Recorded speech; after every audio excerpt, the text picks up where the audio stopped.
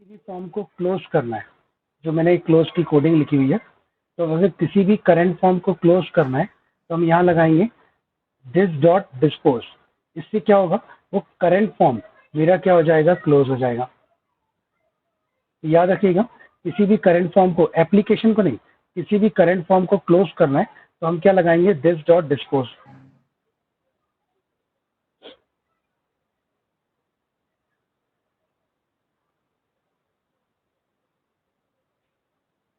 विजय की एरर आ रही, invalid syntax और टाइम स्टैम्प। चलिए अभी ट्रांजेक्शन वाले पे आते हैं, है ना। उसके बाद मैंने जो फॉर्म थोड़े से अपडेट कर दिए हैं बिना आपको बताए, पहले मैं वो बता रहा हूँ। तो ये सबको क्लियर हो गया, दिस डॉट डिस्पोज। फिर ये देखिए, मेन फॉर्म पे मैंने क्या लिया, मेन फॉर्म पे बहुत सारे एक्स्ट्रा बटन लिए हैं। अभी मैं पूरा कोड आपको दिखाता हूँ, और उन पे क्या किया, इमेजेस सेट किए हैं। मैंने ज़्यादा इमेजेस तो बनाई नहीं है, और उनको पैनल में ऐड किया। थोड़ा सा GUI सेट करने के लिए, थोड़ा सा ऐसे ही मैं आपको GUI का डेमो देने के लिए मैंने कुछ इतना सा कोड ऐड किया है।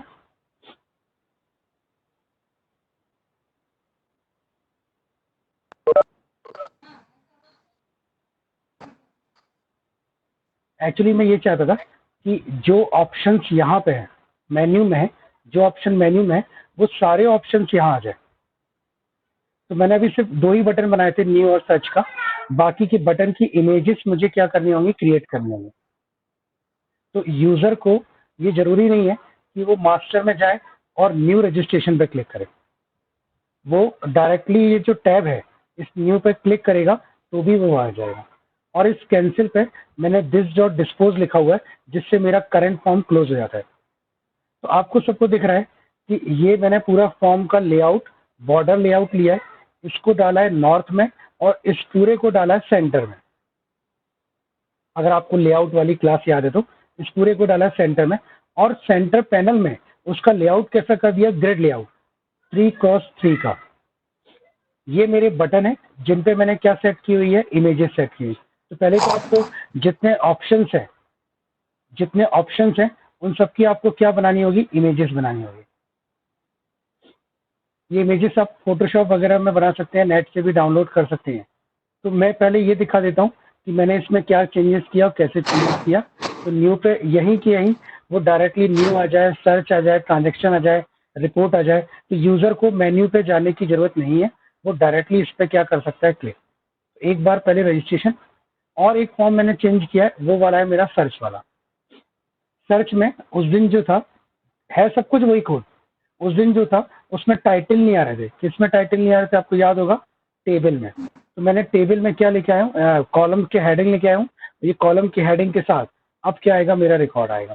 तो रिकॉर्ड लाना तो मैंने उस दिन बता दिया था, पर इसका GUI इतना अच्छा नहीं था, जिसमें नेम हो, मोबाइल हो, ईमेल हो, ठीक है, या फिर प्रिंट का ऑप्शन हो। और वो भी ऐसा, प्रिंट का ऑप्शन देखिए साउथ फेसिंग में आ रहा है, इसको मैं बड़ा छोटा कैसे भी करूं, प्रिंट का बटन नीचे ही आएगा। तो पहले जो मैंने चेंजेस किए हैं वो दिखा रहा हूँ।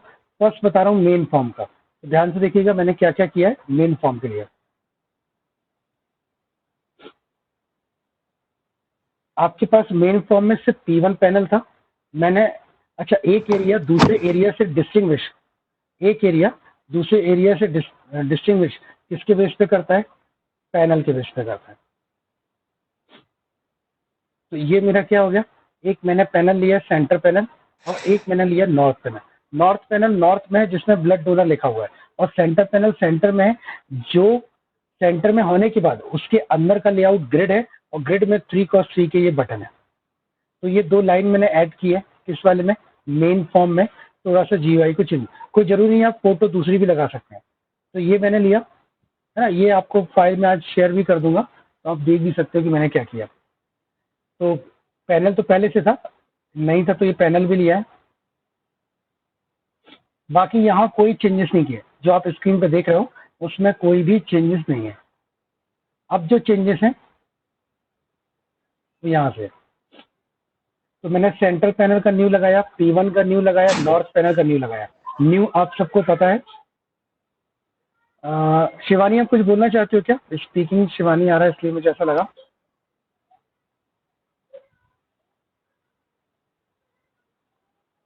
शिवानी आपका शायद ऑडियो म्यूट नहीं है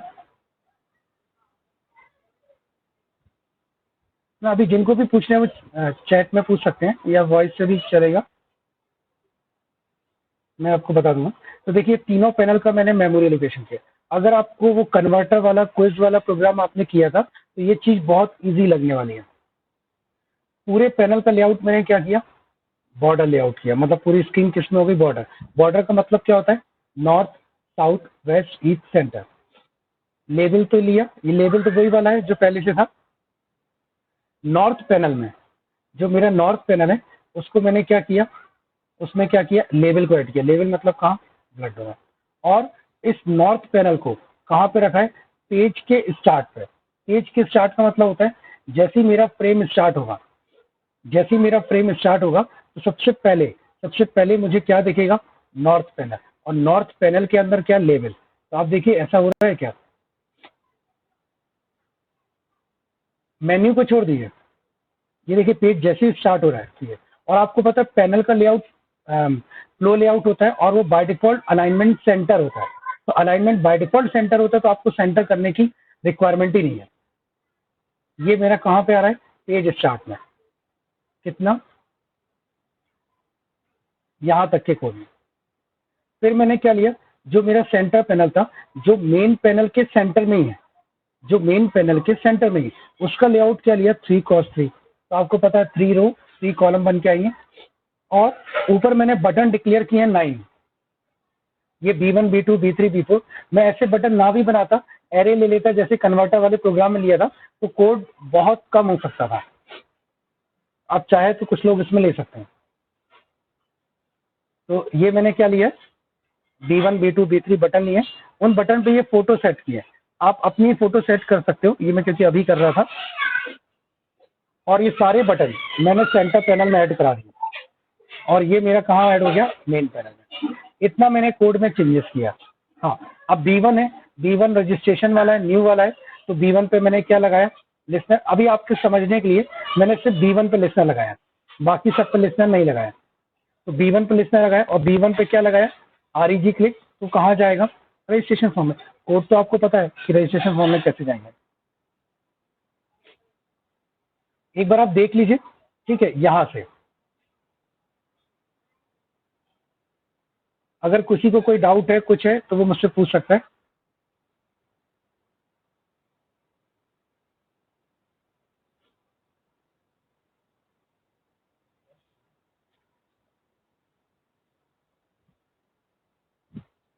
बताओ।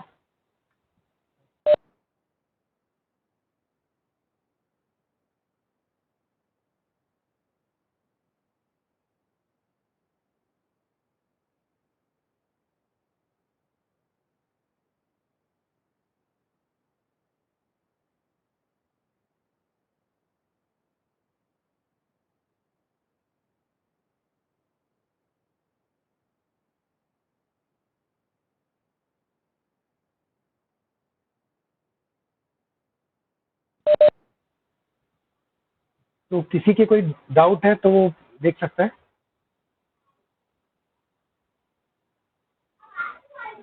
यहाँ आप अपने फोटो दूसरे लगा सकते हो, इमेजेस आप दूसरे सेट कर सकते हो।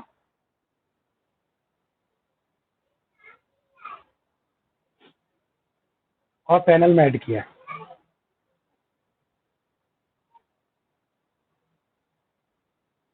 किसी को कोई डाउट है तो वो बता सकता है मुझे।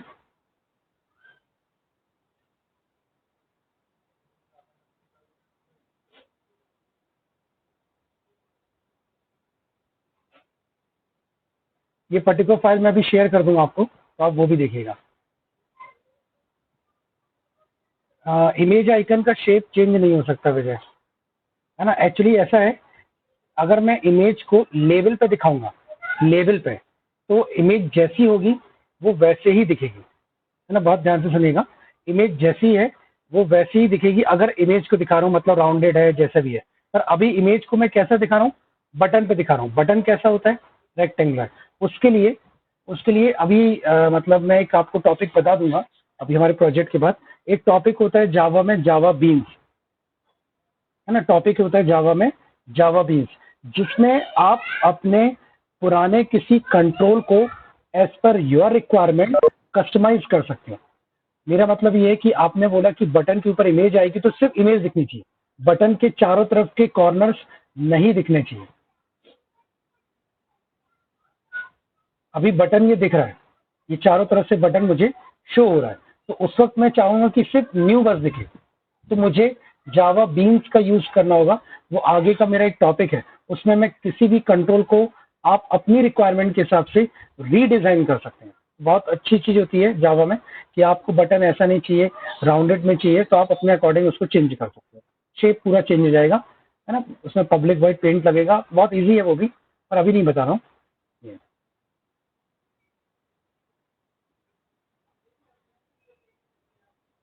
क्लियर। तो नेक्स्ट देखो,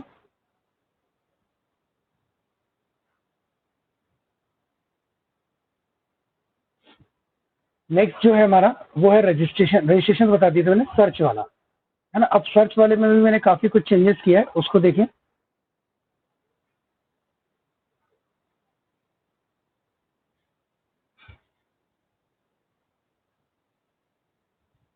जो सर्च वाला है मेरा,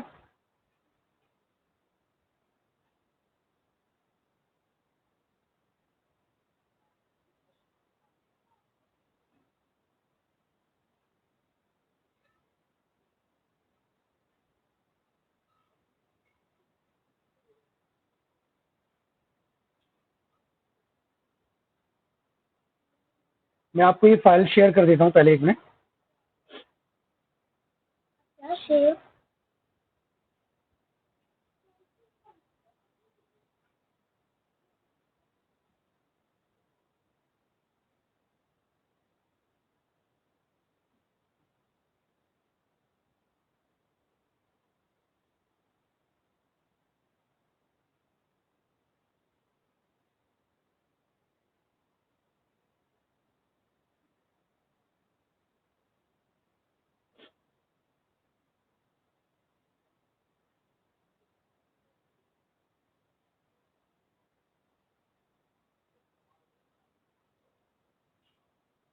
देखिए थोड़ा सर्च वाले में, तो टेबल आपने ली हुई थी, टेबल में डायरेक्टली रिकॉर्ड इंसर्ट अपडेट नहीं होंगे। पहले रिकॉर्ड इंसर्ट अपडेट डिलीट किसमें होंगे? डिफॉल्ट टेबल मॉडल में। एक पैनल ये लिया है P1 जो उस दिन तो था, एक लिया है इनपुट पैनल, और एक पैनल लिया है सेंटर पैनल। सर्च वाले फॉर्म को थोड़ा मॉडिफाई किया है, बहुत ध्यान से देखिएगा, ये थोड़ा सा डिफिकल्ट होगा। ये तो उस दिन भी था, set visible, set title, set default, city, combo, ये सब कुछ। पैनल दो लिए हैं, एक इनपुट पैनल लिया है, एक सेंटर पैनल लिया है, ये सब कुछ उस दिन था। इस लाइन को कमेंट में डाल के table equal to new J table, और टेबल को ये बता दिया कि सारा डेटा किससे लेना है, डीटी से। वो ऐसे भी लिख सकते हैं और ऐसा जो लिखा उससे भी लिख सकते हैं, दोनों का आउटपुट सेम आएगा। अभी चेंजेस में किसी और पर्पज के लिए कर रहा था, तो ये आपने लिखा था, तो टेबल बन रही है, पर ये, पर टेबल में आपको याद होगा ये कॉलम नहीं आ रहे थे लास्ट क्लास में, तो आपको ये जो पहला जो चेंजेस है, जे टेबल हेडर, तो अलग से क्या लेना पड़ेगा, एक जे टेबल हेडर और table one dot gate table header. अगर ये नहीं लेंगे तो टेबल का जो नेम ईमेल का जो हेडर है, वो हेडर हमको डिस्प्ले नहीं होगा। देख लीजिए कौन सा हेडर की बात कर रहा हूँ मैं, ये वाला हेडर, नेम, मोबाइल, ईमेल, ये हेडर।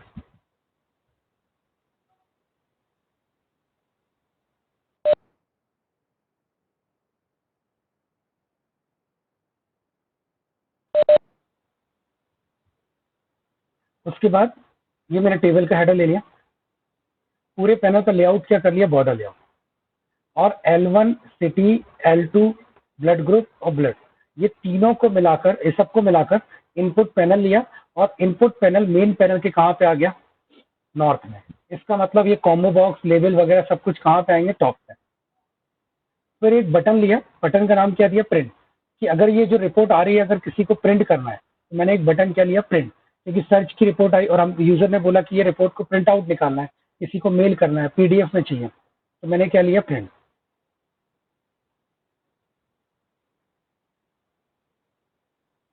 अब देख लीजिए, ये तो उस दिन भी था। ये प्रिंट बटन पर लिस्टनर लगाया। प्रिंट बटन की कोडिंग किसमें की गई है? मैंने एक्शन B3 में। अच्छा, टेबल पे डेटा अगर बहुत सारा आ गया तो मैंने क्या लगाया? जे स्क्रॉल पेन। ये मैं आपको पहले भी बता चुका हूँ, जे स्क्रॉल पेन। अभी इसमें मैंने मॉडिफाई किया। अगर टेबल में एन नंबर ऑफ रिकॉर्ड आ रहे हैं तो फिर स्क्रॉल बार हमको चाहिए। जो सेंटर पैनल है उसका लेआउट मैंने कैसा किया? Border layout. तो आपको ध्यान रखिएगा, जो मेन पैनल है वो भी बॉर्डर लेआउट है, और ये नॉर्थ में क्या जा रहा है? इनपुट पैनल, मतलब सिटी वगैरह सब कहाँ जा रहे हैं? नॉर्थ में।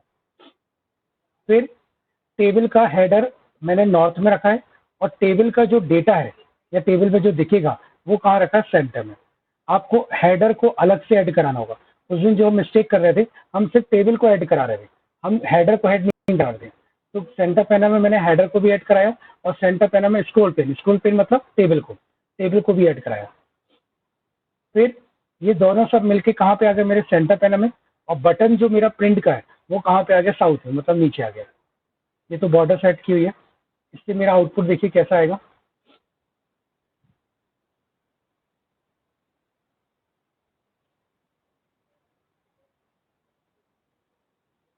ये देखिए, इस टाइप का मेरा आउटपुट आएगा। एक लास्ट इसका कोड और देखिए, ये प्रिंट वाला।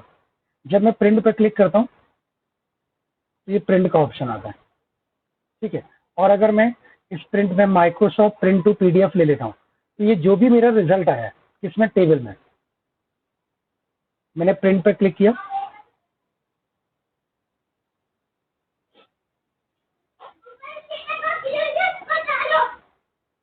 सेव किया मैंने,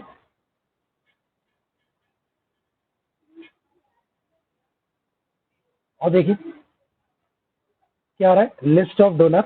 ये टेबल को मैंने पूरा प्रिंट करा लिया, लिस्ट ऑफ डोनर, और साथ में नीचे ये भी प्रिंट कराया। पेज जैसे बढ़ेंगे तो पेज में, इसको मैंने किसमें जनरेट करा लिया? PDF में। तो रिपोर्ट में अक्सर ऐसा होता है कि रिपोर्ट में जो भी आउटपुट आ रहा है उसको आपको किसमें चाहिए? PDF में। बहुत ईजी है। देखिए, ये मेरा प्रिंट का बटन है जिसपे मैंने क्या लगाया हुआ है? एक्शन B3 लगाया हुआ है। ये तो आपको लास्ट क्लास वाला ही है जिसमें टेबल में डेटा आ रहा था।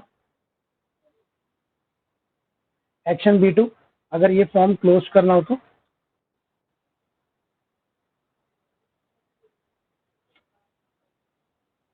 और ये मेरा प्रिंट का कोड है।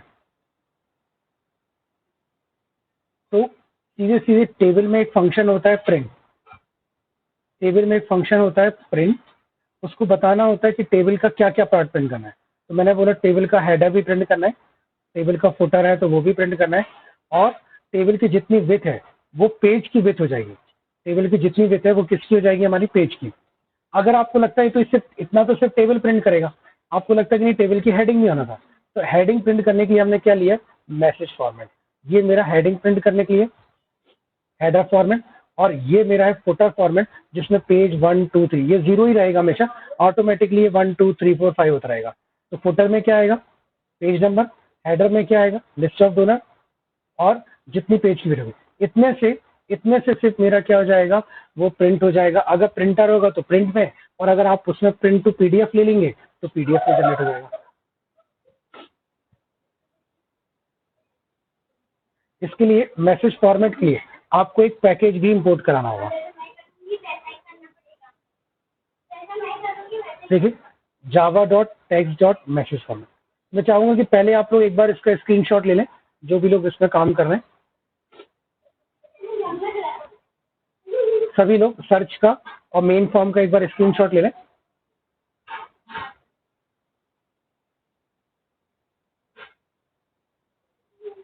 ये फर्स्ट स्क्रीन है हमारी।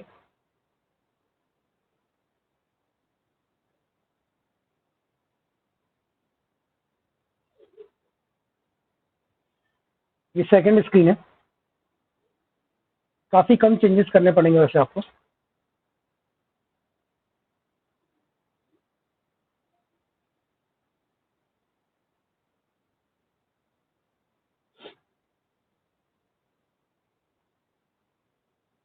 Third screen.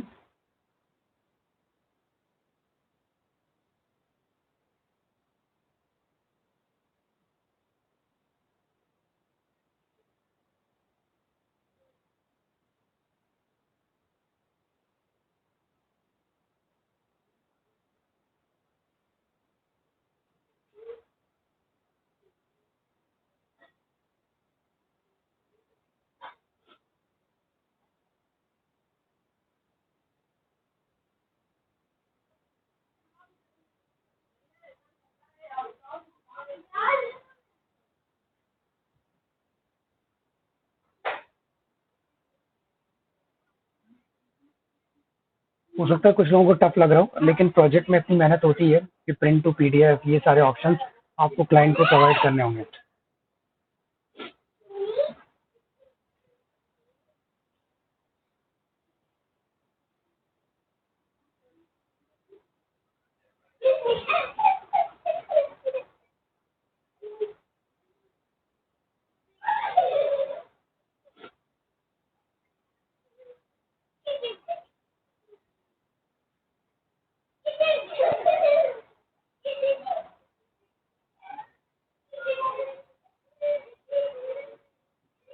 ये इतना सा कोड मेरा किसका है? प्रिंट का है।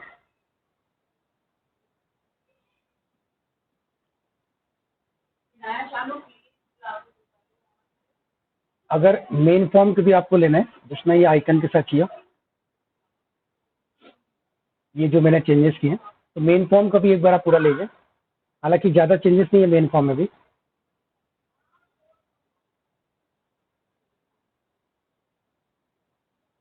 ये मेन फॉर्म की फर्स्ट स्क्रीन है।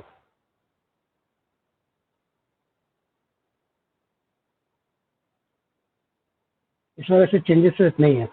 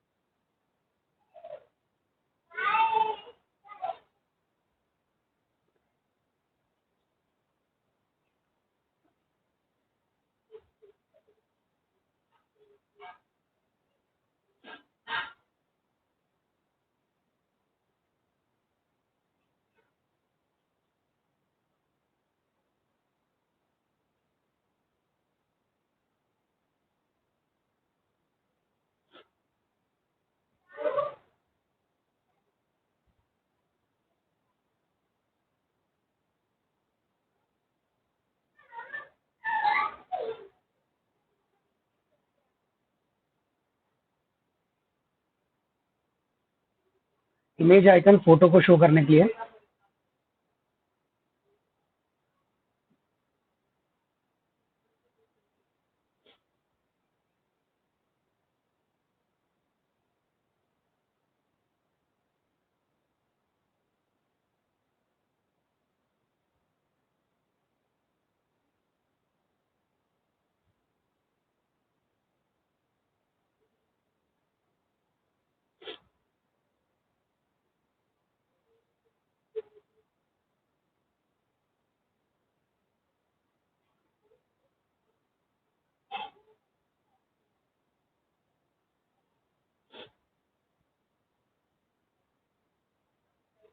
एक बार आप देख लीजिए, आपने जो स्क्रीनशॉट लिया है, कहीं कुछ पूछना है, ये आपको कल तक ही रखना होगा, क्योंकि हम कल भी क्लास रखेंगे इस प्रोजेक्ट को कंप्लीट करने के लिए।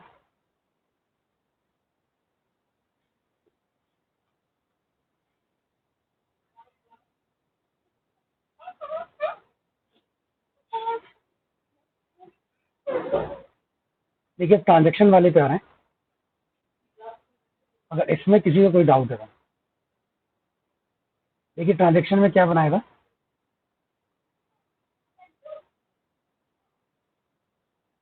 कि सारे डोनर के नाम आ जाए, पेशेंट का नाम आ जाए।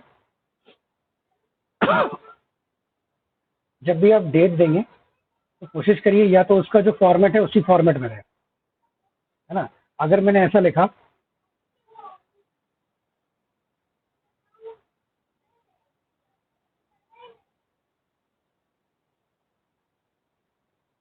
थर्टीन 12/2020, तो इसमें मैं आपको ये बता दूं, मेरे मशीन पे एरर नहीं आ रही, पर हो सकता है आपको ये मशीन पे डेट पे एरर आ जाए, क्योंकि मेरे मशीन का डेट फॉर्मेट देखिए,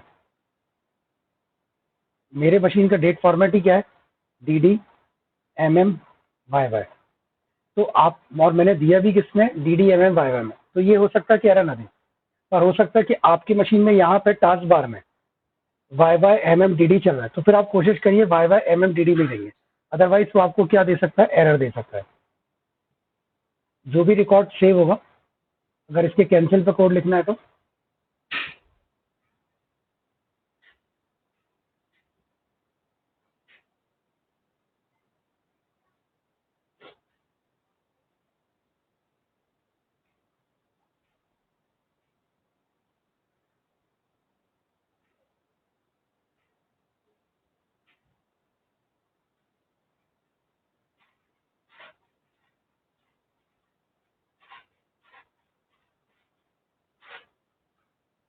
ये देखिए उसने ऑटोमेटिकली चेंज कर लिया, Y Y Y M M D D. ऐसा हो सकता है कि मैं जब इसको रन कर रहा हूँ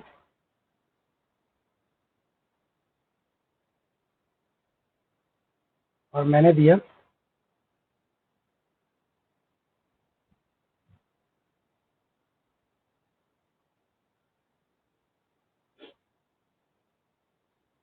देखिए एरर दे रहा है।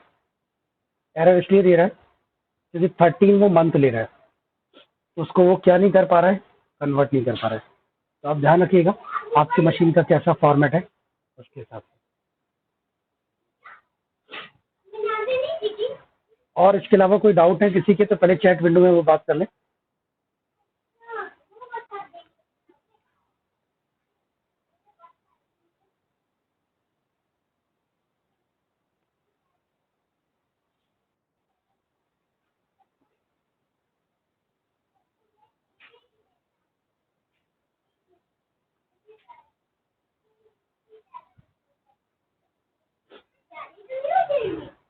ट्रांजेक्शन में क्या एरर आ रही है?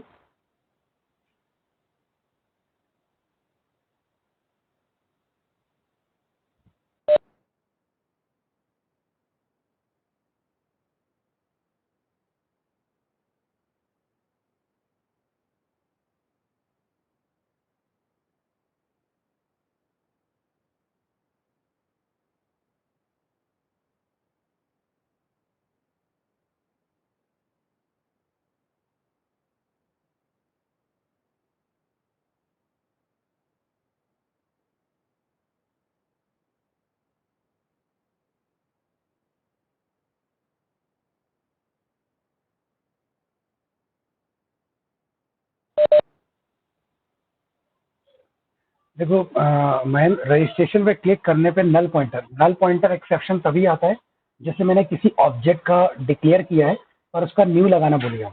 देखिए मैं आपको नल पॉइंटर एक्सेप्शन ला के दिखा दूँ। ये आपने सारे कंट्रोल डिक्लेयर किए हैं और हो सकता है किसी एक का आप न्यू लगाना भूल गए। क्या लगाना भूल गए? न्यू। अब देखिए कुछ भी नहीं आया। ठीक है, ये कुछ भी क्यों नहीं आया? क्योंकि उसने मुझे एरर दिया। एरर कहाँ दिया? देखिए ये देखिए,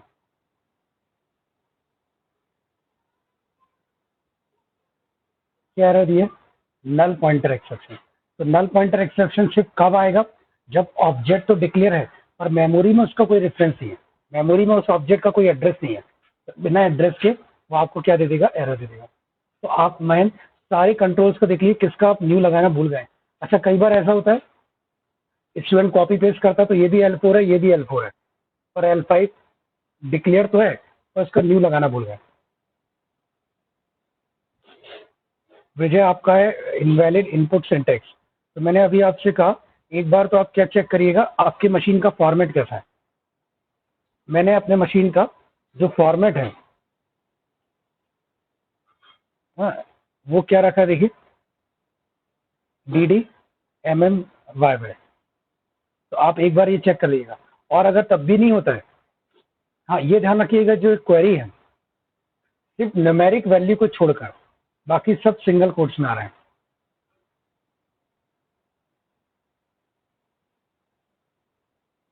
न्यूमेरिक को छोड़कर, न्यूमेरिक क्या था हमारा? Number of unit. तो आप ये देख लीजिए एक बार कि क्वेरी सही बन रही है कि नहीं बन रही है ना। ये सिंगल कोट ओपनिंग है, ये क्लोजिंग है, फिर ये ओपनिंग है, ये क्लोजिंग है, ये ओपनिंग है, ये क्लोजिंग है, और यहाँ पे कोई भी नहीं है।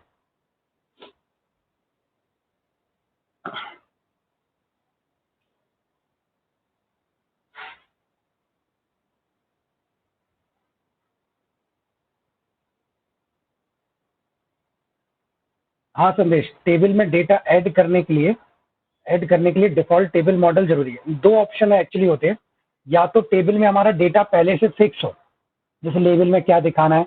अगर डेटा टेबल में पहले से फिक्स है तो डिफॉल्ट टेबल मॉडल ना भी लेंगे तो चल जाएगा। लेकिन हमारा डेटा फिक्स नहीं है, डेटा तो डेटाबेस में जाएगा और वहां से लेके आएगा वो डेटा।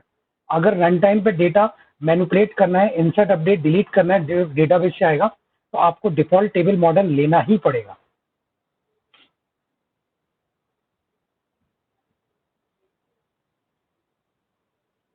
और बताइए, और किसी के क्वेश्चन? बाकी लोग नहीं कर रहे हैं क्या? इतने सारे लोग हैं, सब बना रहे हैं ना प्रोजेक्ट?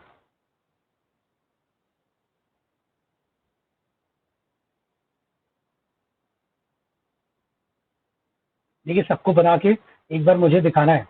अब तो ऑनलाइन पे सब दिखा ही सकते हैं कि आपने कितना क्या बनाया, कैसे किया।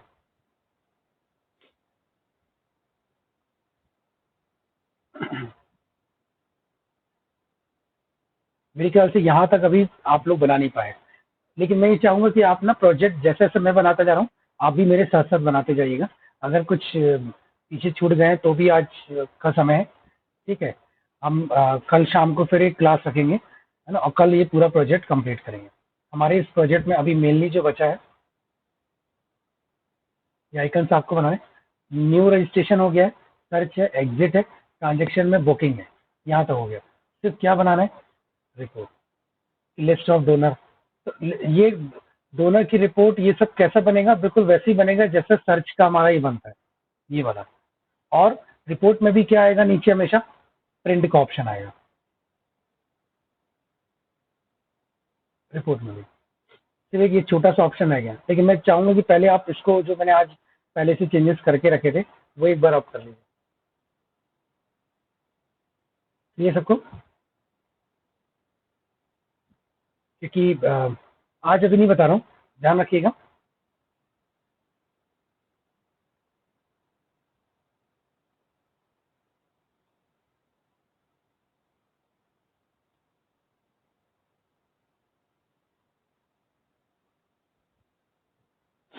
सबको मैंने मैसेज भी कर दिया है, ठीक है, कि कल की आपकी जो टाइमिंग रहेगी वो क्या रहेगी? 5 PM सैटरडे।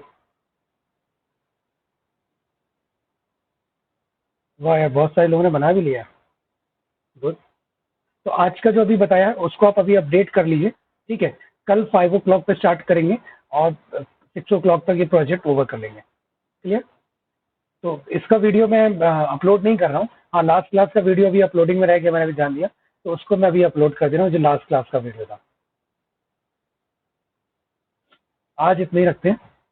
कल इवनिंग ध्यान रखिएगा सभी लोग, कल इवनिंग 5 o'clock।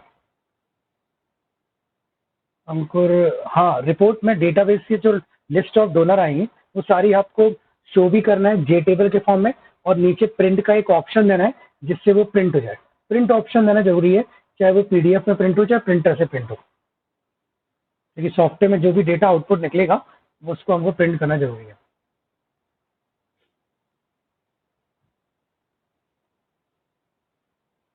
तो आज इतना ही रखते हैं।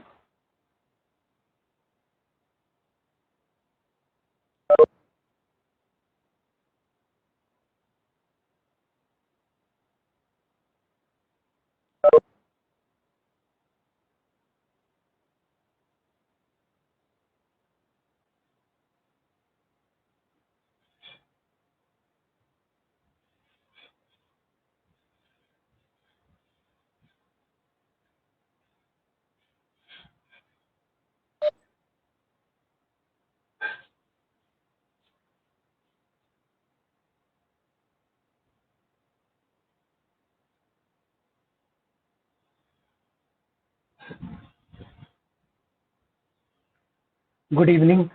मेरी वॉइस सबको क्लियर है क्या?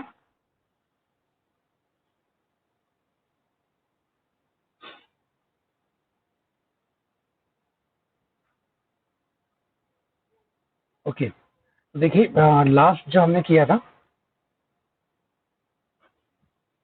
क्लास है, कुछ चेंजेस करने मैंने बोले थे आपसे लास्ट सर्च के प्रोग्राम में और मेन फॉर्म में। तो चेंजेस करने के बाद कुछ ऐसा आपका आया होगा, है ना। ये ध्यान रखिएगा, ये इमेजेस नहीं है। ऐसे इमेजेस या तो आप नेट से या फिर फोटोशॉप आपको आना चाहिए, वो आप कर सकते हो। एक तो मैंने ये वाला चेंजेस बताया था। दूसरा जो चेंजेस बताया था कि कैंसिल क्लिक करेंगे तो फॉर्म क्लोज हो जाए, तो दिस डॉट डिस्पोज किया था। और एक चेंजेस हमने किया था सर्च वाले में, जब भी हम सर्च करेंगे विथ कॉलम हेडर के साथ आना चाहिए। तो ये कॉलम हेडर के साथ आना चाहिए। साथ में एक और ऑप्शन आपको बताया था,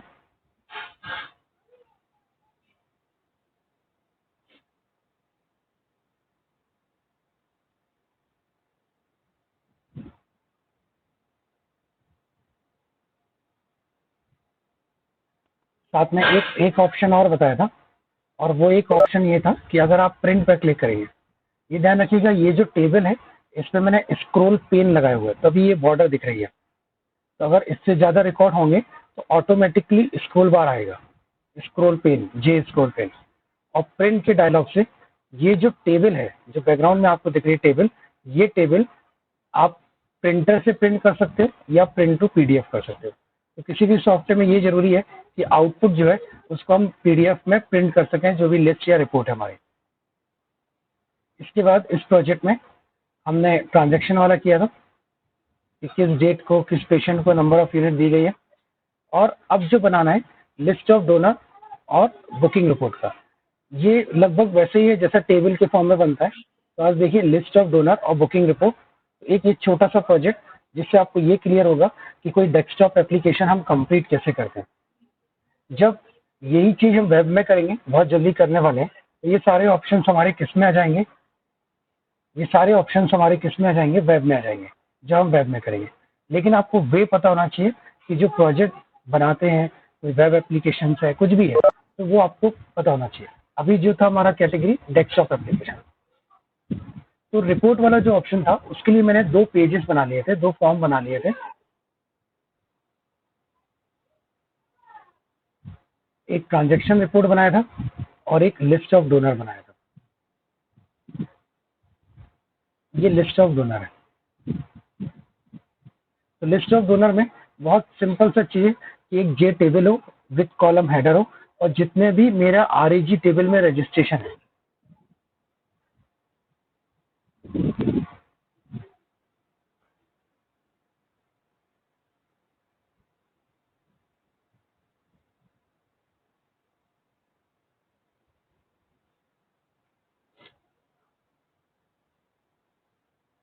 जितना भी मेरा आरएजी टेबल में रजिस्ट्रेशन है, बेसिकली वो हमारे डोनर है।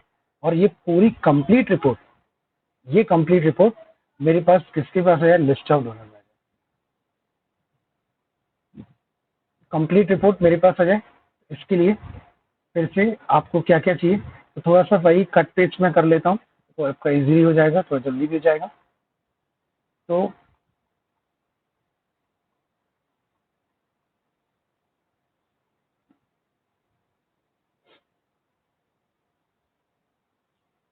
ये पैकेजेस तो चाहिए क्योंकि मैं टेबल फिर से यूज करने वाला हूँ, और प्रिंट करना है इसलिए मैसेज फॉर्मेट भी लेने वाला हूँ।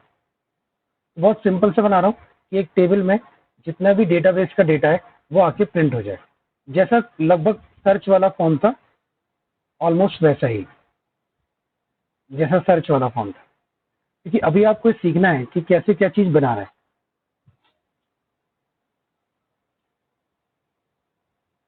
तो एक टेबल ली हुई है मैंने,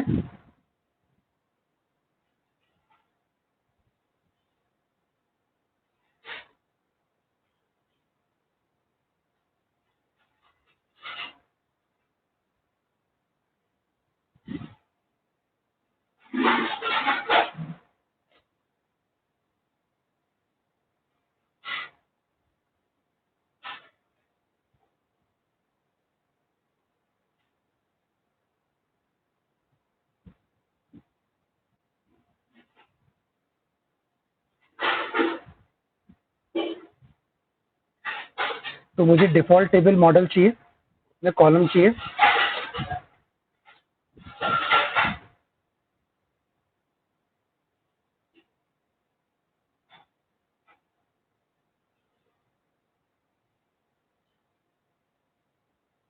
अभी मैं आपको कोड भी दिखाता हूँ क्या क्या किया मैं।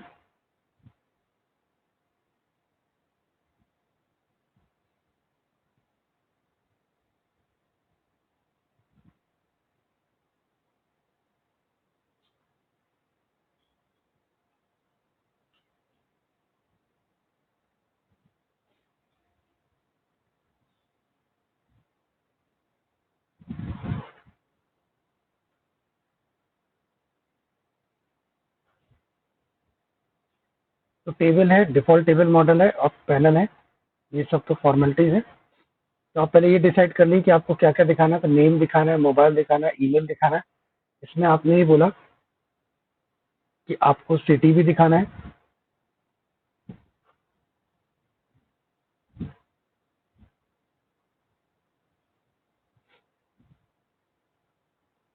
ब्लड ग्रुप भी दिखाना है, सिटी, ब्लड ग्रुप। तो ये टेबल हो गया हमारा। एक बटन चाहिए हमको, प्रिंट बटन।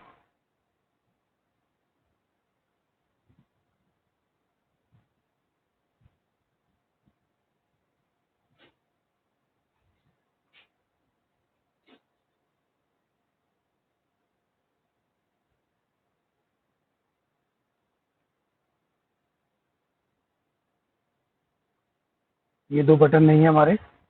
एक्शन B3 अभी मैं बनाऊँगा। ये नहीं चाहिए। डायरेक्टली P1 में ये चाहिए, डायरेक्टली P1 में ये चाहिए।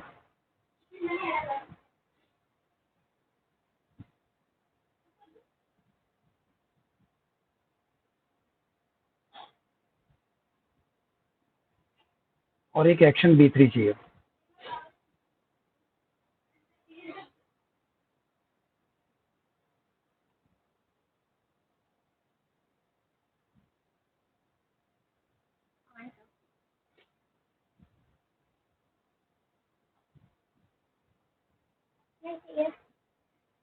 इसको मेन फॉर्म से रिलेट कर देते हैं।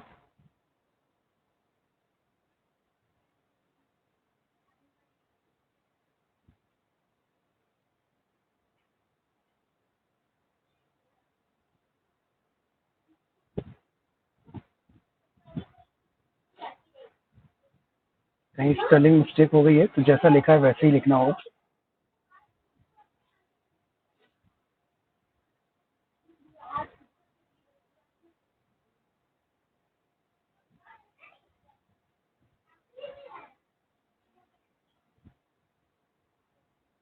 कुछ एरर आ गई है, शायद नल पॉइंटर एक्सेप्शन की है।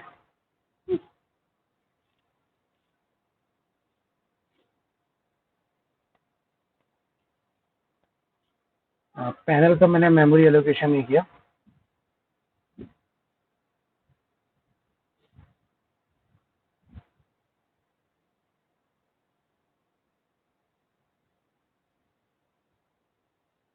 देखिए, name, mobile, email, city, blood group. अब इसमें सिर्फ डेटा चाहिए। डेटा लाने के लिए ये जो मेरे डेटा की कोडिंग होती है वही सेम कोड, और ये पूरा कोड मैं कंस्ट्रक्टर में ही लिख दूंगा। ये सारी कोडिंग हम किस में कर रहे हैं? कंस्ट्रक्शन में, कंस्ट्रक्टर में, सॉरी, सारी कोडिंग कंस्ट्रक्टर में कर रहे हैं। और इसी कंस्ट्रक्टर में ये पूरे डेटाबेस का कोड हो जाएगा। तो select string from REG, where की कोई कंडीशन नहीं आएगी। हाँ, अगर आप चाहते हो कि वो सिटी के बेस पे असेंडिंग ऑर्डर में आए तो order by city. Order by किस लिए होता है? असेंडिंग और डिसेंडिंग के लिए। ऑर्डर बाय सिटी कर देंगे, सिटी के बेस पे आएगा। ऑर्डर बाय ब्लड ग्रुप कर देंगे तो ब्लड ग्रुप के बेस पे आएगा। देखिए, इसको रन करते हैं फाइनली।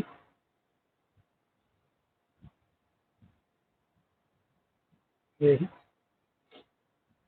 अच्छा, 2 वैल्यू क्यों नहीं आ रही? क्योंकि मैंने उसको उसमें टेबल में ऐड नहीं कराया, सिर्फ 1 2 3 लिया है। जबकि 1 पे नेम है, 2 पे मोबाइल है, 3 पे ईमेल है, 4 पे सिटी है, 5 पे ब्लड ग्रुप है।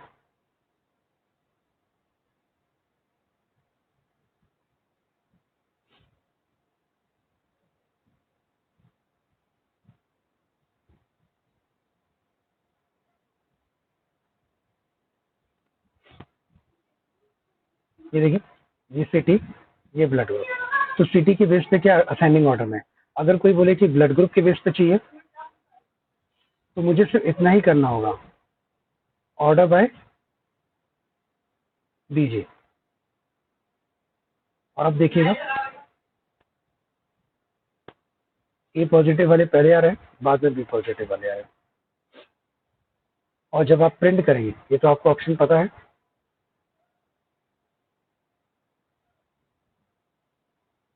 क्लिक करने हो रहा।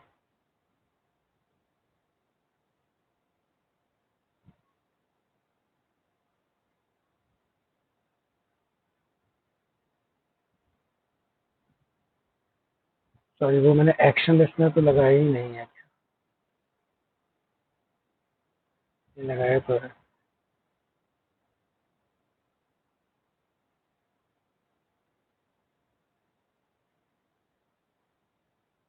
यार एनीवेज वो भी देखते हैं, प्रिंट करने हो रहा, बाकी की चीज देखिए।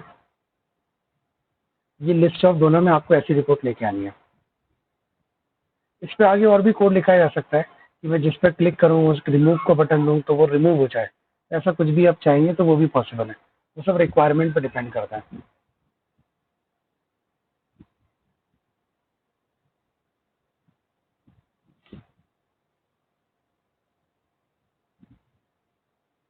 ये वाला कोड एक बार देख लीजिए स्टार्टिंग से, जिनको स्क्रीनशॉट लेना है, जिनको अभी करके देखना है वो अभी भी देख सकते हैं, मतलब मैं 5 मिनट्स दे सकता हूँ।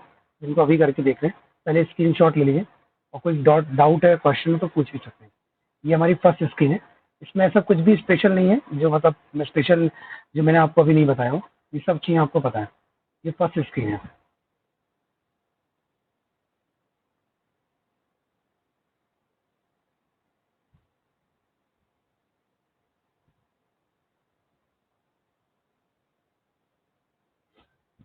ये सेकंड स्क्रीन है।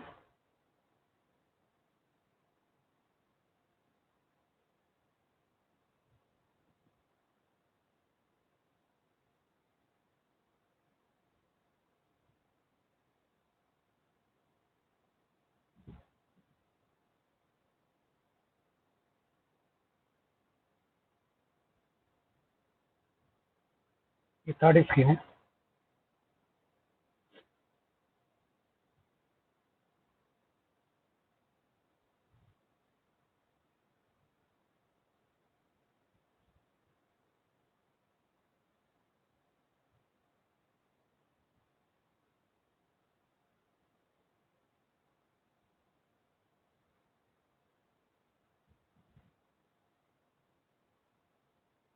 ये फोर्थ स्क्रीन।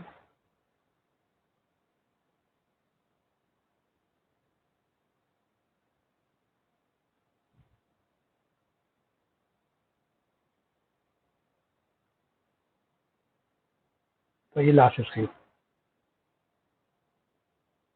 इस वाले फॉर्म पे कर क्या रहे हैं एक बार सुन लीजिए।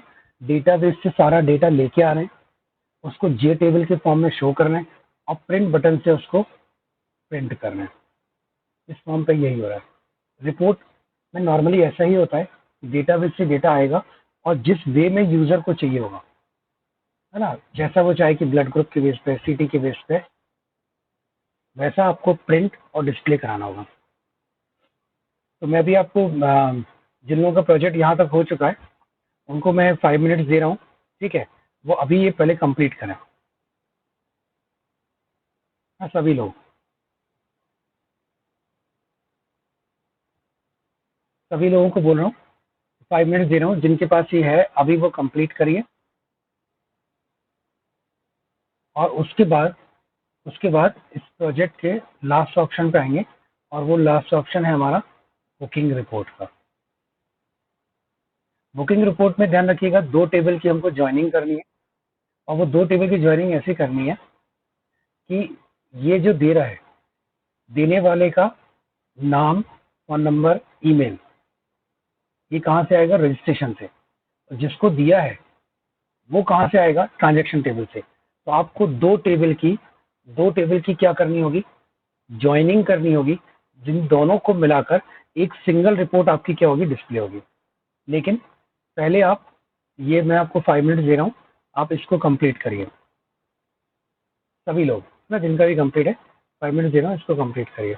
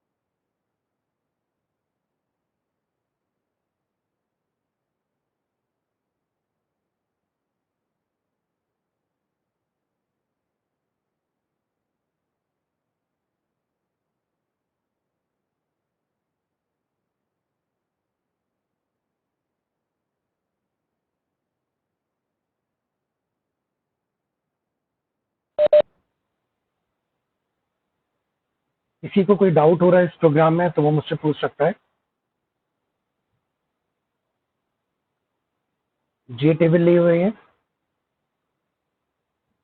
टेबल में 5 कॉलम्स हैं, टेबल विद हेडर है, बॉर्डर लेआउट सेट किया हुआ है, बॉर्डर मतलब नॉर्थ ईस्ट वेस्ट।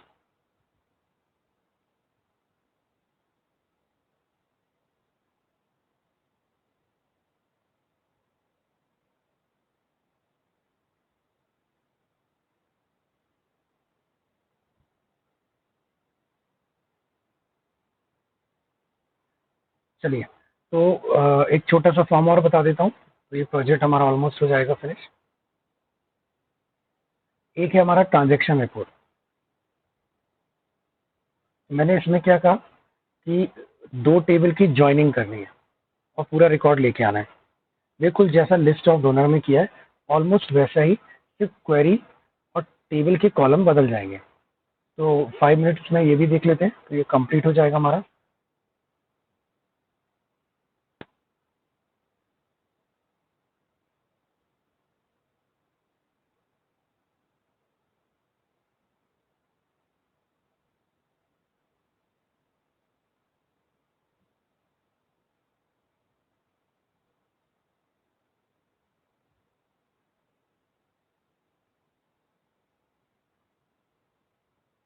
पूरा कंट्रोल ए कंट्रोल सी कर दिया ऑलमोस्ट मैंने सारी चीज़ें सेव कर दी।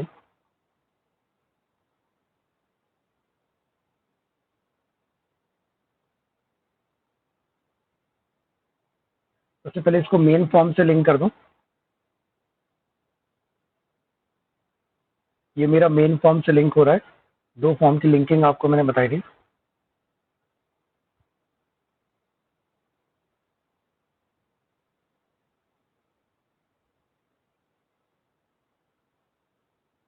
ये ट्रांजैक्शन रिपोर्ट पे जाएगा।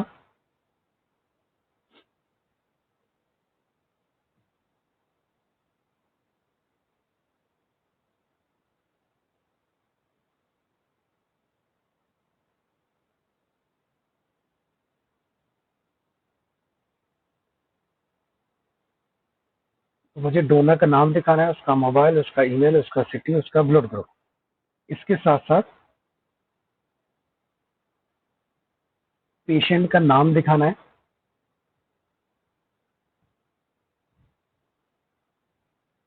पेशेंट नेम,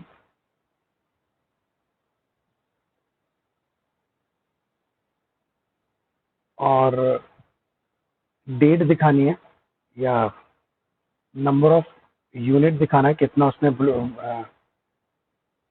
ब्लड दिया। और एक कॉलम और है,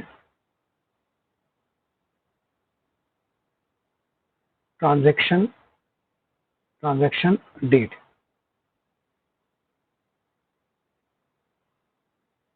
जिन लोगों ने पढ़ा है कि एसक्यूएल में थोड़ा बहुत, कि आरडीबी में इसलिए बोलते हैं रिलेशनल डेटाबेस मैनेजमेंट सिस्टम, है ना। डेटाबेस को हम क्या बोल रहे हैं, RDBMS, relational database management system. इसमें एन नंबर ऑफ टेबल आपस में रिलेट हो सकती है, लेकिन 2 टेबल आपस में ज्वाइन तभी होंगी जब दोनों टेबल के बीच में एक कॉलम कॉमन होगा। मेरे ख्याल से बहुत से लोगों को पता होगा कि 2 टेबल की ज्वाइनिंग, क्योंकि ज्वाइन करेंगे तो किसके बेस पे करेंगे, है ना। तो जैसे कि एनरोलमेंट नंबर है, तो एनरोलमेंट नंबर से रजिस्ट्रेशन टेबल भी है, एनरोलमेंट से फीस भी है, एनरोलमेंट से एग्जाम भी है। एक कॉमन चीज जो दोनों टेबल में प्रेजेंट है, उसके बेस पे क्या होती है, ज्वाइनिंग होती है। तो ए को बी से करना है तो दोनों के बीच में कुछ कॉमन होना चाहिए, बी को सी से करना है तो बी और सी के बीच में कुछ कॉमन होना चाहिए। और ऐसे हम कितनी भी टेबल को आपस में रिलेट कर सकते हैं, एन नंबर ऑफ टेबल को, इसलिए रिलेशनल डेटाबेस मैनेजमेंट सिस्टम बोलते हैं।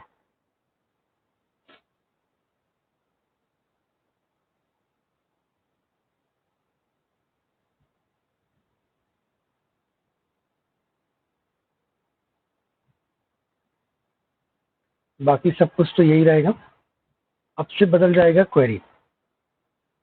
ठीक है, लास्ट ऑप्शन, क्वेरी हमारी क्या हो जाएगी, चेंज हो जाएगी। तो देखिएगा क्वेरी हमारी कैसे चेंज होती है। तो सिलेक्ट एस्ट्रिक फ्रॉम आई। अच्छा, पहले ये बता दीजिए कि लास्ट क्लास का और उसके लास्ट क्लास का वीडियो क्या आपको ऐप पे चाहिए है क्या, तो मैं उसको अपलोड करूं सभी लोग से, और अगर कर लिया है तो फिर ऐप पे अपलोड की जरूरत ना हो, क्योंकि ऐप पे अपलोड करने के लिए बहुत एडिटिंग, और आप देखिए एडिटिंग है, फिर वीडियो का साइज है, मेरा डेटा पैक है।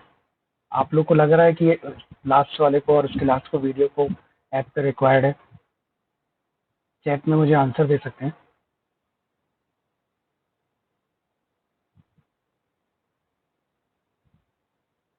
चलिए,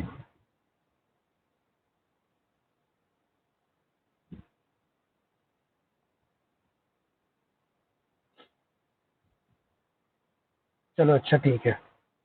फिर मैं आज की क्लास का और कल की क्लास का जो फ्राइडे को ली थी, इन दोनों को मर्ज करके एक वीडियो कर देता हूँ। वो हमारा ब्लड डोनर पार्ट 3 हो जाएगा, और उसके पहली वाली क्लास का पार्ट 2 हो जाएगा, और पार्ट 1 तो ऑलरेडी अपलोडेड है।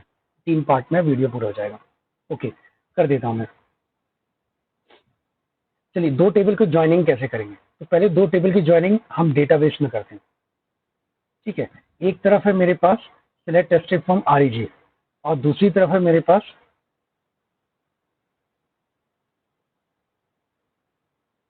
ट्रांजेक्शन। ये है डोनर का नाम। तो अगर मैं इस W को इस W को इस W के इक्वल कर दूंगा, डोनर नेम और ये नेम, तो मुझे अगर ये दोनों इक्वल हो गए तो मुझे उसका पूरी ये डिटेल यहाँ से मिल जाएगी, और उसने किसको दिया ये सारी डिटेल यहाँ से मिल जाएगी।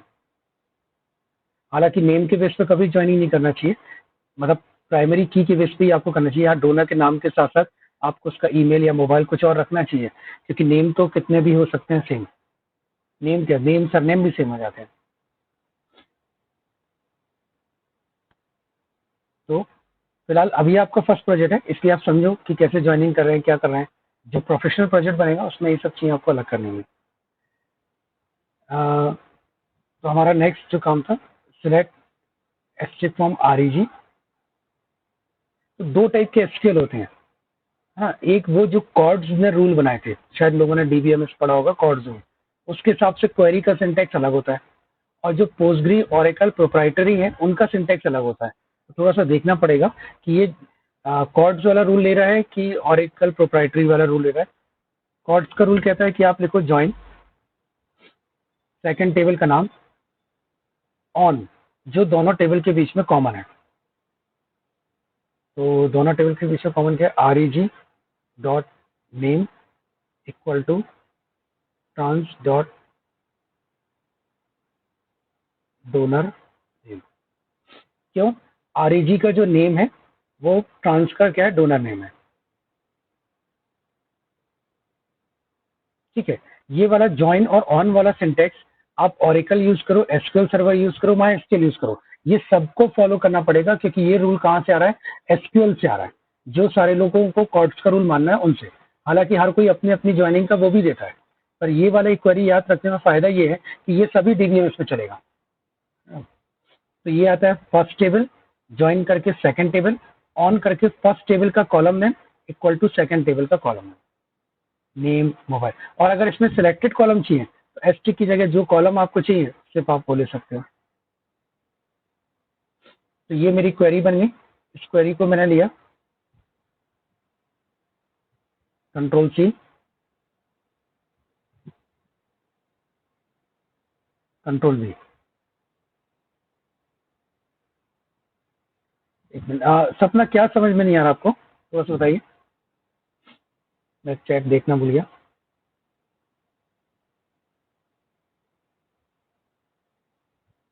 और भी लोग बताइए, कुछ समझ में नहीं आ रहा तो।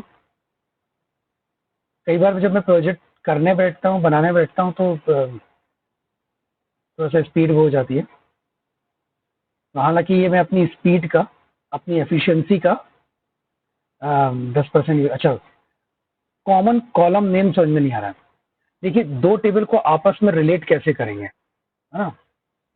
दोनों टेबल एक बार, ठीक है। आप ये समझिएगा, यहां से देखिए, ये REG टेबल है और ये ट्रांजेक्शन टेबल है। मैंने ये बोला, मेरी रिक्वायरमेंट को पहले सुनिएगा। मैंने ये बोला मुझे डोनर के साथ, डोनर ने किस किस पेशेंट को डोनेट किया है वो रिपोर्ट एक कंबाइंड रिपोर्ट में चाहिए। तो डोनर के साथ मतलब डोनर का नाम, मोबाइल, ईमेल चाहिए और डोनर ने किस पेशेंट को किस डेट को कितना यूनिट दिया ये भी चाहिए। तो ये दो अलग अलग टेबल में मेंटेन हो रहा है क्योंकि हमने टेबल को क्या किया, नॉर्मलाइज किया है ना। नॉर्मलाइज का मतलब होता है कि हम इसी टेबल में, आरईजी टेबल में डोनर और पेशेंट दोनों की इंफॉर्मेशन तो रख नहीं सकते। तो अलग अलग टाइप की इंफॉर्मेशन को अलग अलग टेबल में स्टोर करना, इसको बोलते हैं नॉर्मलाइजेशन। आपने डेटाबेस को क्या किया है, नॉर्मलाइज। लेकिन आपका क्लाइंट आपसे ये बोल रहा है कि मुझे डोनर की डिटेल के साथ उस डोनर ने किस पेशेंट और किस डेट पे, नंबर ऑफ यूनिट पे उसने ब्लड डोनेट किया, ये दोनों को मर्ज करके सिंगल टेबल में देखना है। तो जब हम दोनों टेबल को ज्वाइन करते हैं तो ज्वाइन किसके बेस पे होगा, क्या ये रिकॉर्ड इन सबसे ज्वाइन हो जाएगा, तो कोई ना कोई एक कॉलम कॉमन होगा। ये जो बेसिकली नेम है ये डोनर का रजिस्ट्रेशन नेम है, ये डोनर का नेम है। और वही नेम कहाँ पे सेव हो रहा है, हमारा ट्रांजैक्शन वाली टेबल में सेव हो रहा है। ये देखिए, ये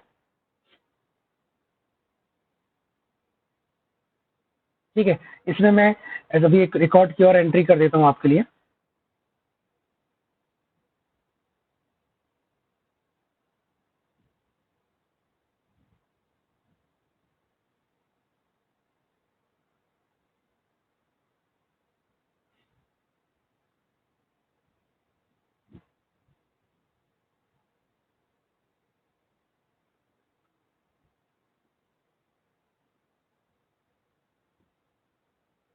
देखिए, ये दिख रहा है समीर, ये उसकी समीर डोनर की पर्सनल डिटेल है। अब क्वेश्चन ये है कि समीर डोनर ने आज तक जिस जिस पेशेंट को ब्लड दिया और कब दिया और कितना दिया, कोई जरूरी नहीं कि डोनर एक ही बार देगा। एक डोनर एक से ज्यादा समय बार भी दे सकता है। बल्कि हमको तो ये कंडीशन भी लगानी चाहिए कि एक डोनर ने एक बार ब्लड दिया है तो कम से कम 1 या 1 महीने तक वो दोबारा ब्लड नहीं दे सकता। तो ये सब कंडीशन जब प्रोफेशनल और आप डिटेल में घुसेंगे तो आपको ये सब चीजें लगानी पड़ेंगी कोडिंग में। जैसे ही उसने डोनेट करने के लिए आया, डोनेट करने के लिए कहा ट्रांजेक्शन वाली टेबल में, तो वो देख के बता दे कि ये क्या है, या एक पर्टिकुलर डोनर की हिस्ट्री दिखा दे, है ना। रिकॉर्ड समझिए, एक पर्टिकुलर डोनर की हिस्ट्री दिखा दे कि उस डोनर ने कब कब कितना ब्लड दिया। कि कोई आया पैथोलॉजी है लैब में, ब्लड बैंक में, एक्स की डिटेल निकल आई, एक्स ने हो सकता है साल भर में 20 बार ब्लड दिया। तो हमको एक ऐसी रिपोर्ट भी रखनी चाहिए कि एक पर्टिकुलर पेशेंट की भी कब हो जाएगी। फिलहाल तो दोनों टेबल को ज्वाइन कैसे करेंगे, तो देखिए क्या लिखा है, सिलेक्ट एब्स्ट्रिक्ट फ्रॉम आरईजी, ये मेरी फर्स्ट टेबल है। ज्वाइन सेकंड टेबल, मतलब मुझे डेटा दोनों टेबल से चाहिए और दोनों टेबल के पूरे कॉलम से चाहिए। तो वो बोल रहा है दोनों टेबल को कैसे ज्वाइन करोगे, तो मैंने बोला एक्चुअली जो रजिस्ट्रेशन टेबल में नेम है वही तो ट्रांजैक्शन टेबल का क्या है, डोनर नेम है। तो जब मैंने इस डब्ल्यू को इस डब्ल्यू के इक्वल किया तो पता चल गया डब्ल्यू की डिटेल और डब्ल्यू ने किस किस पेशेंट को दिया ये पूरी डिटेल पता चल गई। तो मेरा रिकॉर्ड ऐसा देखिए, ये डब्ल्यू का आ रहा है और डब्ल्यू ने किस पेशेंट को दिया है, ई को दिया है।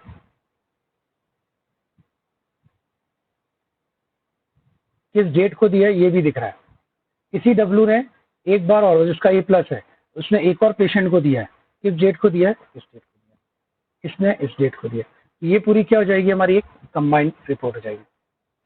अब इस क्वेरी को आपने वहां लिखा है, इस क्वेरी को वहां लिखा है, तो देखिए तो आपका पहला क्या है, donor name, mobile, email, city, blood group. तो donor name, mobile, email, city, blood group, यहाँ तक। फिर है पेशेंट का नेम, तो पेशेंट, ये डोनर नेम फिर से आ गया, ये नहीं चाहिए, कहाँ चाहिए, पेशेंट का नेम।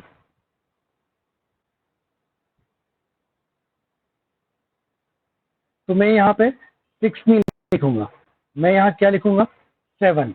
क्यों लिखूंगा 7, क्योंकि 6 नंबर पे तो क्या है, वही जो डोनर का नाम है वही फिर से आ रहा है। 7 पे क्या है, पेशेंट का, फिर क्या चाहिए, इसको थोड़ा सा ऊपर नीचे भी कर देते हैं, ट्रांजेक्शन डेट चाहिए और नंबर ऑफ यूनिट। ये ट्रांजेक्शन डेट और ये नंबर ऑफ यूनिट। तो चाहे तो वहां से ऊपर नीचे करें, चाहे तो यहाँ से ऊपर नीचे करें।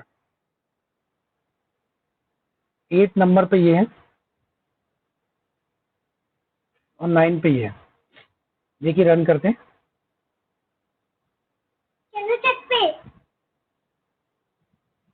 ये देखिए www डोनर ने, जिसका मोबाइल नंबर ये है, जिसका ईमेल ये है, जबलपुर ये है, जिसका ब्लड ग्रुप ये है, उसने किस पेशेंट को दिया, ई पेशेंट को दिया, किस डेट को दिया और कितना दिया। उसी डब्ल्यू ने फिर से दिया, किसको दिया, पीपी को दिया। उसी फिर तीसरे ने, एक अलग ने, जिसका ये डिटेल है, उसने किसको दिया, वाइवा को दिया। और ये सब कुछ इतना डायनेमिक होना चाहिए। जैसे मेरा मतलब है कि मैंने इसको एक नया किया कि आज आरआर ने भी एक और दिया,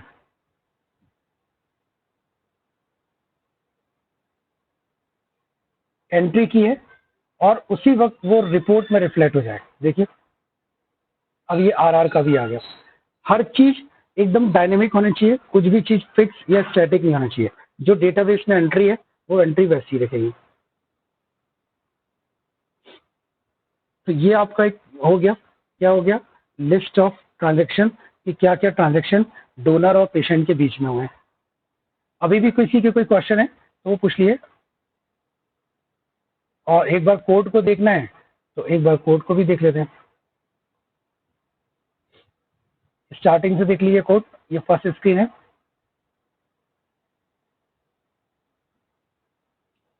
इनको स्क्रीनशॉट लेना है।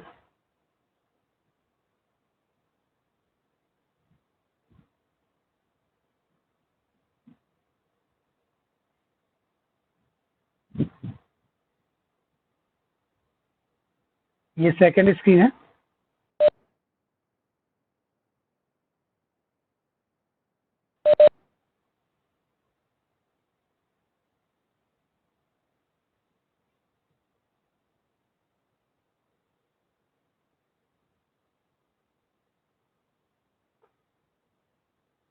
ये थर्ड स्क्रीन है।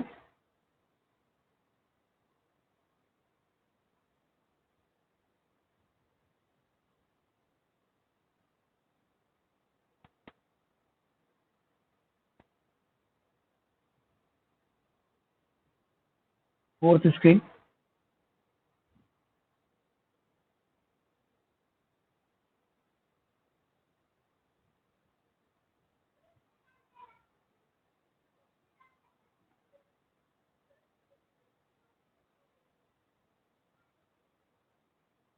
और ये एक हमारी लास्ट स्क्रीन है।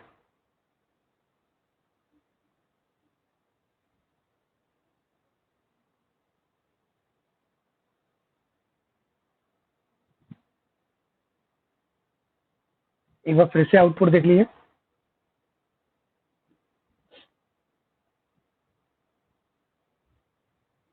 ये हमारा आउटपुट है।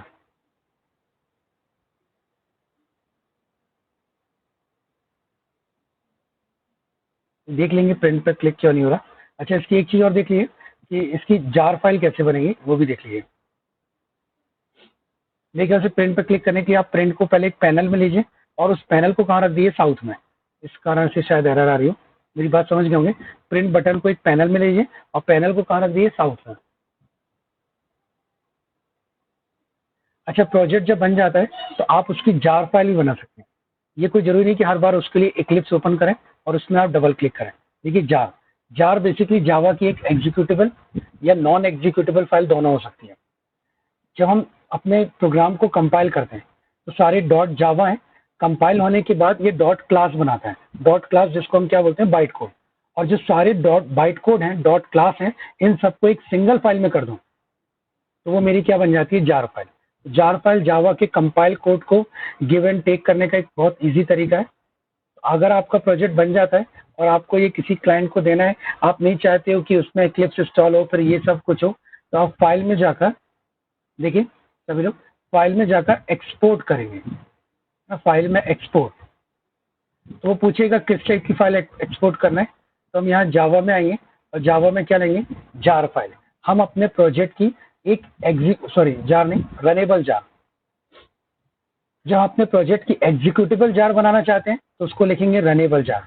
और हम अपने प्रोजेक्ट की जब सारी जावा को सिर्फ क्लास में कन्वर्ट करके देना चाहते हैं जो एग्जीक्यूटेबल नहीं होगा तो जार फाइल। हम यहाँ से क्या लेंगे, रनेबल जार फाइल। नेक्स्ट, ये पूछा किस डायरेक्टरी में आपको इसको सेव करना है, तो मैंने इसको ब्राउज किया, हम डेस्कटॉप पे ही रख लेते हैं। और आपको अपने प्रोजेक्ट प्रोग्राम का क्या नाम देना है, सपोज मैंने दिया प्रोजेक्ट, तो ये क्या बनाएगा, project dot jar, project dot jar, save.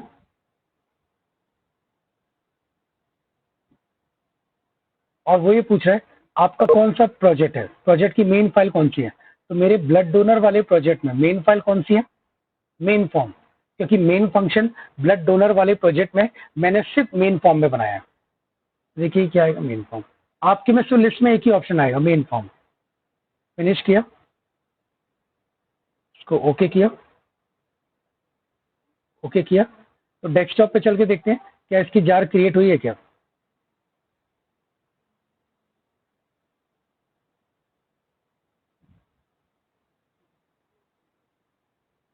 तो ये देखिए, ये बन गए, आज की डेट और आज का टाइम भी दे रहा है, और क्या लिखा हुआ है, एग्जीक्यूटेबल जार फाइल। देखिए इतने बड़े प्रोजेक्ट के इतने सारे कोड की सिर्फ कितने 1 MB भी नहीं पहुंचा है, 923 KB। मैंने प्रोजेक्ट पे डबल क्लिक किया और आप देखिए ध्यान से, मेरा प्रोजेक्ट स्टार्ट हो गया।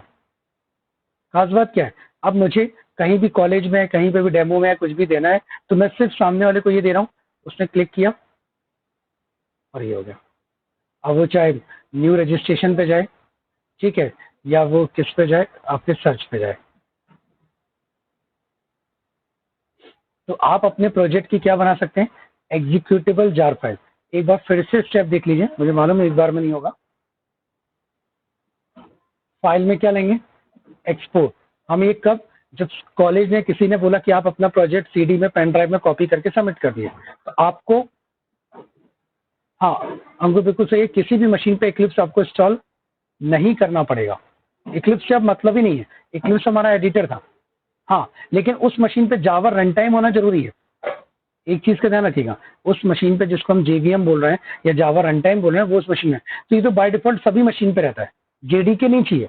जावा रन टाइम हर मशीन में, ओएस कहीं ना कहीं कोई ना कोई एप्लीकेशन जावा की यूज करता है। हर एक ओएस, चाहे विंडोज हो चाहे लाइनेक्स हो, कोई ना कोई एप्लीकेशन वो जावा की यूज करता है। तो सभी ओएस में आपको जावा रन टाइम इन्वायरमेंट तो मिल ही जाएगा।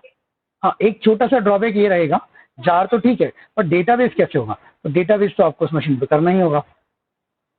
तो हमने एक्सपोर्ट किया, एक्सपोर्ट में क्या लिया, जावा, और जावा में क्या लिया, runnable jar file, runnable jar file, है ना। सभी लोग ध्यान रखिएगा, जार बहुत इंपॉर्टेंट चीज है। नेक्स्ट, यहाँ से आप लोकेशन दे दीजिए, जिस जगह आपको अपनी जार को सेव करना है प्रोजेक्ट, और जार का नाम भी देना पड़ेगा, तो आपको जो भी जार का नाम देना है वो भी दे दिए। और आप ये बता दीजिए यहाँ से कि आपके प्रोजेक्ट का मेन फॉर्म कौन सा है, तो मेरे प्रोजेक्ट का मेन फॉर्म कौन सा है, मेन, और इसको नेक्स्ट और फिनिश फिनिश कर दिए। जो एरर भी दे रहा है, मैं वार्निंग भी दे रहा है, उसको ओके कर दिए, उससे कोई फर्क नहीं पड़ता। ये ओके भी दे रहा है ओवरराइट वगैरह का, तो आप इसको ओके कर दिए, इससे कोई फर्क नहीं पड़ता। फाइनली आपके प्रोजेक्ट की क्या बन जाएगी, जार बन जाएगी। तो ये प्रोजेक्ट में फिलहाल इतना ही करना था। इससे सिर्फ प्रोजेक्ट मुझे ये समझाना था कि प्रोजेक्ट किसको बोलते हैं, फॉर्म्स किसको बोलते हैं, रिपोर्ट में क्या करना है, ट्रांजेक्शन में क्या करना है। ये बहुत सिंपल सा एक छोटा सा प्रोजेक्ट था। इसके बाद आगे कुछ और करेंगे, आगे कुछ प्रोजेक्ट में कुछ और होगा, नेटवर्किंग के, वेब में कैसे होगा, ये करेंगे आज। अगर और किसी के कोई क्वेश्चन हो तो बता दिए, नहीं तो आज क्लास यहीं तक रखनी है। मंडे को मिलेंगे एक नए टॉपिक, एक नए उसके साथ, नई डिजाइनिंग के साथ। क्लियर है सबको, किसी को कोई कुछ पूछना है।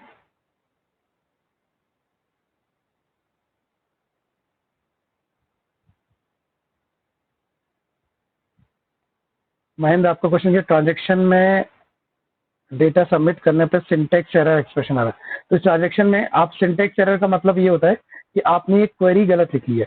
ये बहुत ध्यान से देख लीजिए, और आप बोलोगे ये आपने सही लिखा है, तो ये देखिएगा कि जो नंबर ऑफ यूनिट है वो न्यूमेरिक में है, तो आपने न्यूमेरिक लिया है कि नहीं, डेट को डेट टाइम लिया है कि नहीं, मतलब जैसा मैंने टेबल क्रिएट की थी वैसी आपने बनाई है कि नहीं।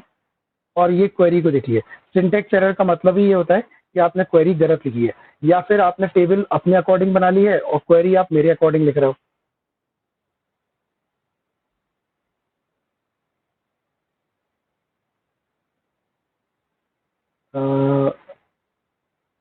क्या लिखा है समीक्षा, रजिस्ट्रेशन फॉर्म में सबमिट करने पे वो सबमिट नहीं हो रहा, तो सबमिट नहीं हो रहा तो आप उनको मुझे बताना पड़ेगा कि सबमिट पे वो आपको रजिस्ट्रेशन फॉर्म पे जब सबमिट पे क्लिक करेंगे, सबमिट बटन है, पहले तो देखिए लिस्नर लगाया है कि नहीं लगाया। अगर सबमिट पे क्लिक करने पे सबमिट नहीं हो रहा है तो ऑब्वियसली बात है ट्राई नहीं चल रहा, वो कैच चल रहा है, तो आप कैच में ये मैसेज प्रिंट कराइए, ये मैंने बाद में ऐड करवाया था, कैच में ये मैसेज प्रिंट कराइए तो सो दैट आपको पता चलेगा कि एरर क्या आ रही है। और अगर रजिस्ट्रेशन फॉर्म ही हाँ, सेट मॉडल होता है, जितना भी डेटा सुधांशु, जितना भी डेटा आपने उसमें लिखा है, इसमें डिफॉल्ट टेबल मॉडल में, ठीक है, अगर ध्यान से देखोगे तो पहले डिफॉल्ट टेबल मॉडल बनता है, फिर उसमें कॉलम्स बनते हैं, और जब रिकॉर्ड आता है तो रिकॉर्ड भी किस में ऐड हो रहा है, डिफॉल्ट टेबल मॉडल में ऐड हो रहा है। तो सब कुछ किस में हो रहा है, डिफॉल्ट टेबल मॉडल में, जे टेबल में कुछ भी नहीं आया। तो डिफॉल्ट टेबल मॉडल का डेटा अगर आपको सेट करना है, सॉरी जे टेबल में डेटा सेट करना है कि वो डेटा कहाँ से लेगा, तो हम उसके लिए एक लाइन लिखते हैं, ये वाली लाइन। इससे क्या होता है कि डीटी में जो भी डेटा है वो कहाँ जाएगा, टेबल में। इनफैक्ट अगर मैं बोलूं कि किसी रिकॉर्ड को डिलीट करना है तो पहले वो रिकॉर्ड भी डिफॉल्ट टेबल से डिलीट होगा और फिर कहाँ पे अपडेट होगा, टेबल में। समीक्षा आपने लिस्नर लगाया है तो आप एक बार ये देख लीजिए कि कैच में आपने मैसेज प्रिंट किया है कि नहीं, तो आपको जो भी एरर है वो एरर जरूर शो कर देगा, नल पॉइंटर एक्सेप्शन या कुछ भी,